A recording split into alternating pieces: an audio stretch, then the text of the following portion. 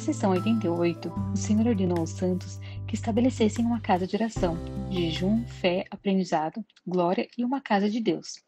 Eles chegaram a um ponto em seu aprendizado em que agora precisavam de um templo para aprender sobre ele e ter a plenitude do Evangelho. Joseph Smith disse aos santos que se eles construíssem essa casa, o Senhor viria a ele. Os agentes da igreja compraram um terreno em Kirtland e os líderes estavam planejando o layout da cidade, mas quase 7 meses se passaram sem nenhuma obra no templo. Nas sessões 94 e 97, o Senhor ensinou aos santos o que era um templo, por que precisavam dele e o que podiam aprender nele. Na sessão 94, registrada como recebida em 6 de maio de 1833, mas na verdade foi revelada a Joseph logo após a sessão 97, em 2 de agosto, e é melhor compreendida se lida como uma extensão das sessões 95 e 97. Os historiadores da igreja, que pesquisaram os documentos de Joseph Smith, corrigiram a data na edição de 2013 de Doutrinas e Convênios. Os santos de Kirtland foram instruídos a traçar os alicerces da cidade da estaca de Sião, com o templo no centro, de acordo com o padrão que o Senhor lhes deu. Na revelação, ele descreveu 3 lotes de terra ao sul do templo e 2 ao norte. No primeiro lote, ele deu o projeto de um escritório da primeira presidência, onde eles obteriam revelações para o trabalho de seu ministério em todas as coisas da igreja e do reino. O Senhor disse que ela deveria ser dedicada a ele desde a fundação, de acordo com a ordem do sacerdócio, e sua glória e presença estariam presentes se eles não permitissem que qualquer coisa impura entrasse nele. Outro lote foi um prédio para imprimir as escrituras, para levar as revelações do Senhor ao povo, e outros 3 lotes foram designados como herança a Hiram Smith, Reynolds Caron e Gerald Carter, que foram chamados como membros do comitê de construção da igreja, para arrecadar dinheiro e supervisionar a construção de edifícios da igreja. O Senhor disse aos santos que não construíssem o escritório da primeira presidência e a gráfica até que ele os ordenasse. No final das contas, a construção do templo de Kirtland consumiu todas as finanças e energia, e eles tiveram que deixar a área depois que foi concluída, e nunca completou as outras construções. A primeira presidência enviou uma carta com a seção 94 aos líderes da igreja de Missouri, onde o Senhor se referiu a Kirtland como a cidade da estaca de Sião. Planos arquitetônicos foram enviados aos santos de Missouri, com um templo no centro de Independência, e outros edifícios para reuniões e impressões das escrituras. Mas lutando contra a perseguição e os recursos limitados, eles reduziram o número de edifícios há apenas um que era um escritório para a primeira presidência, uma escola e uma gráfica. No templo, os santos de Kirtland podiam aprender a lei do Senhor, receber seu poder e vir à sua presença, mas ainda não haviam começado a construí-lo, e Joseph escreveu no inverno de 1833: O Senhor nos ordenou que construíssemos uma casa de Deus e devemos, como condição de nossa obediência, ele nos prometeu grandes coisas, até mesmo uma visita dos céus para honrar com sua presença. O comitê de construção foi nomeado na primavera, mas nada mais aconteceu por um mês. Então o Senhor deu na sessão 95 e repreendeu os santos pelo pecado gravíssimo de não construir o templo. Assim diz o Senhor a vocês, a quem eu amo. Também castigo para que seus pecados sejam perdoados, pois o castigo prepara um caminho para sua libertação em todas as coisas da tentação. Ele enfatizou a importância do templo e disse que era a escola dos profetas, a maneira de derramar meu espírito sobre toda a carne. O caminho para sair das trevas e onde receberiam uma investidura de poder celestial. Ele prometeu-lhes poder para construir o templo se guardassem seus mandamentos, e se não, o amor do Pai não continuaria com eles. Eles amariam as trevas em vez da luz, e escolheriam andar nas trevas em meio dia, quando sua luz amorosa brilha para todos os que escolhem obedecer às condições que ele oferece. O Senhor disse aos santos para deixarem a casa ser construída, e deu as dimensões e a promessa de revelá-la aos 3 membros da primeira presidência. Eles oraram e o edifício apareceu em uma visão para eles. Eles viram o primeiro exterior, depois o edifício pareceu passar por cima deles e viram cada detalhe do interior. Em uma reunião de conselho, alguns pensaram que o edifício de estrutura seria muito caro e propuseram uma casa de toras em seu lugar. Joseph lembrou-lhes que eles estavam construindo uma casa para Deus e que tinha um plano melhor dado pelo próprio Senhor. Os irmãos ficaram maravilhados quando ele descreveu o plano completo para eles.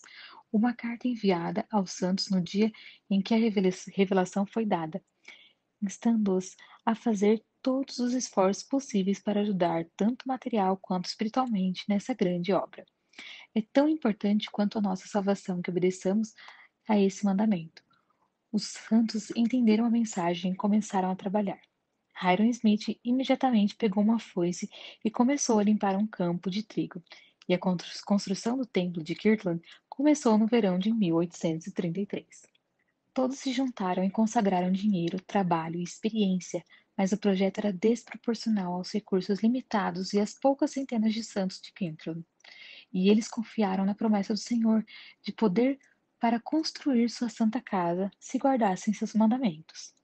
Joseph entendeu a grande e última promessa do Salvador como valendo qualquer custo e sacrifício e pediu dinheiro emprestado para financiar a construção. Depois de receber essa revelação, ele ficou obcecado por templos e pelo resto de sua vida fez planos, levantou dinheiro, organizou trabalhadores e exigiu sacrifícios, não importando quanto custasse para ele ou para os santos construir a santa casa do Senhor.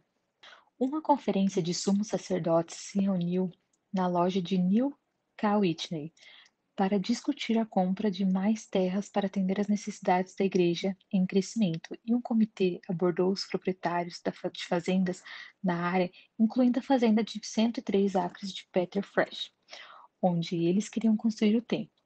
Ele queria $5.000 para a fazenda, e os santos conseguiram levantar fundos suficientes para comprar o terreno. Um conselho discutiu como administrar esta fazenda, mas eles não chegaram a um acordo, e todos concordaram em consultar o Senhor. A seção 96 foi revelada em 1º de junho a Joseph, mostrando a ordem da cidade, ou estaca de Sião, em Kirtland. O Senhor disse: é conveniente para mim que essa estaca que estabeleci para o fortalecimento de Sião se torne forte. O bispo Whitney foi instruído a assumir o comando do lugar onde o Senhor planejou construir a sua casa sagrada e dividir a fazenda entre os santos para financiar a firma unida, também conhecida como a Ordem, para financiar as publicações da igreja. O Senhor disse que a coisa mais conveniente era a sua palavra fosse enviada aos filhos dos homens, para subjugar o coração. John Johnson foi instruído a se tornar um membro da ordem para ajudar a trazer a palavra do Senhor e usar os recursos financeiros e habilidades para ajudar a pagar as dívidas da igreja. O Senhor aceitou suas ofertas e ouviu as suas orações e deu-lhe a promessa de vida eterna, se guardasse seus mandamentos. John mudou-se de Hiram, Ohio, para ingressar na empresa unida e fez o possível para obedecer fielmente à revelação. Os santos do condado de Jackson cresceram durante o verão, até que mais de 1.000 membros construíram casas e cultivaram fazendas. Eles observaram o sábado e organizaram uma escola de anciões, onde cerca de 60 homens se reuniam semanalmente para receber instruções do deserto, sob algumas árvores altas. Preller Pratt escreveu que os homens oravam, pregavam, profetizavam e se exercitavam nos dons do Espírito Santo. Grandes bênçãos foram derramadas entre eles, e muitas coisas grandes e maravilhosas foram manifestadas e ensinadas. Preller e outros escreveram a Joseph, buscando a vontade do Senhor em revelação à escola, e, em 2 de agosto, o profeta recebeu a seção 97, que ele enviou aos santos de Missouri. Ele não sabia que havia sido ameaçado e dado o ultimato de seus vizinhos, furiosos de que não eram permitidos mais mormons na área, e aqueles que já moravam lá deveriam deixar o condado de Jackson. As coisas pioraram e uma turba invadiu a casa de W. W. Phelps, destruiu cópias impressas do Livro dos Mandamentos e jogou a impressora pela janela do andar superior. John Whitmer salvou os livros de revelação do manuscrito e alguns santos, incluindo Mary Elizabeth Hollins e sua irmã Caroline, salvou as revelações impressas. A multidão também invadiu a loja de Sidney Gilbert e cobriu com alcatrão e apenas Bishop Pratt e Charles Allen. Os líderes da igreja assinaram um acordo para que os santos deixassem o condado de Jackson até o 1º de janeiro de 1834. Com a comunicação nesta época, Joseph não teria conhecido os desafios que os santos de Missouri estavam enfrentando quando lhes enviou a carta com seção 94, 97 e 98. Mas o Senhor sabia e estava ciente de todas as preocupações do seu santo. A revelação começa com o Senhor dizendo a seus amigos que ele falou com a voz de seu espírito para mostrar sua vontade a respeito de seus irmãos em Sião, que eram verdadeiramente humildes e buscavam diligentemente aprender sabedoria e encontrar a verdade. Ele estava satisfeito com a escola de Sião e com seu servo Perley Pratt, que permaneceu nele e a presidiu. O Senhor disse que outros precisavam ser corrigidos e suas obras tornadas conhecidas, e ele advertiu: o machado está posto na raiz da árvore, e toda árvore que não der bons frutos será cortada e lançada no fogo. Os santos ainda não haviam construído o templo, e o Senhor exigia que fosse construído rapidamente com o dízimo de meu povo. E se eles obedecessem ao mandamento de fazer o sacrifício para construir a casa do Senhor em independência, então Sião prosperaria, se tornaria grande e imóvel. Ela escaparia de seus inimigos, se ela observasse fazer todas as coisas que lhe ordenei. Mas, do contrário, seria visitada por terríveis aflições. Os santos foram prometidos que o templo seria um lugar de instrução para todos os que foram chamados para a obra do ministério. E eles seriam aperfeiçoados em seu entendimento na teoria, princípio, doutrina, todas as coisas pertencentes ao reino de Deus, na terra, e as chaves das quais o reino foi conferido a eles. Se nenhuma coisa impura entrasse no templo, sua glória e presença repousariam sobre ele, e os puros de coração veriam a Deus. Mas se tivesse contaminado, ele não entraria nele. Se Sião fizesse essas coisas, ela prosperaria e se tornaria muito gloriosa e grande. As nações da terra iriam honrá-la e saber que Sião é a cidade do nosso Deus, e não pode cair ou ser removida do seu lugar. O Senhor disse para permitir que Sião se regozije, pois é puro de coração, enquanto todos os iníquos prantearão.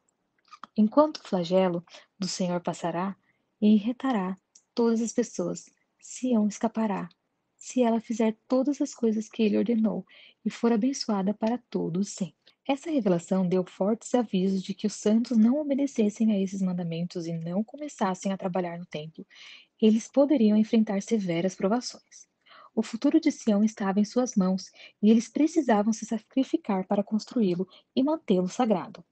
O Senhor deu-lhes uma segunda chance, mas Sião seria tirada de seu lugar se não houvesse santos suficientes para compartilhar suas prioridades. Tyler Pratt escreveu que esta revelação não foi cumprida pelos líderes e pela igreja de Missouri, como um todo. Muitos santos em Sião não foram unidos ou comprometidos em guardar seus convênios, e a ameaça de julgamento foi derramada ao máximo. E essas são as sessões 94 e 97 de Doutrina e Convênios. Procure por objetos escondidos ao longo desse vídeo que fazem parte da história da igreja ou algo que teria sido comum naquela época, e leia a descrição de cada objeto para aprender sobre a vida no século XIX. Você também pode procurar essas outras imagens ocultas ao longo do vídeo. Você pode baixar uma página para colorir e quebra-cabeças de atividades para cada sessão em PolderFun. Visite nossa página no Facebook ou polderfun.com para encontrar mais coisas divertidas para fazer, e você pode ouvi-las como um podcast. Curta e compartilhe esses vídeos com quem você acha que pode gostar deles, e eu continuarei fazendo novos. Obrigado novamente por assistir e encontre algum tempo nessa semana para refletir.